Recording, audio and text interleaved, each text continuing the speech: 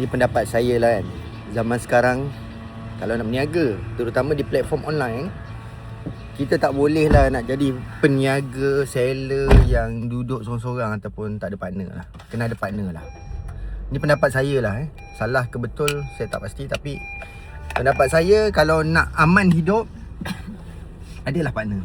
Sebab apa? Kalau semua kita nak buat, pening lah, tak cukup masa 24 jam Macam saya partner, saya bahagian kreatif lah. Saya dengan partner saya dia finance, dia HR, dia operation. Okay, tu kerja dia lah. Jual networking, jumpa funder, tu dia punya kerja. Macam saya branding, marketing, tu part saya lah buat. Jadi saya fokus kat situ. Kepala otak saya akan fikir pasal marketing, pasal content, pasal live host, pasal apa lagi lah, benda-benda yang kreatif ni. So kalau saya nak fikir operation, saya nak fikir pasal finance, saya nak fikir pasal accounting lah, HR lah, memang tak daya saya. Jadi sekarang sekurang-kurangnya kalau nak berniaga, nak berjaya, kena ada partner, kena ada brain yang berbeza daripada kita. Janganlah dia tu orang kreatif, kau pun jadi partner dengan dia. Jadi kreatif je lah yang bawa.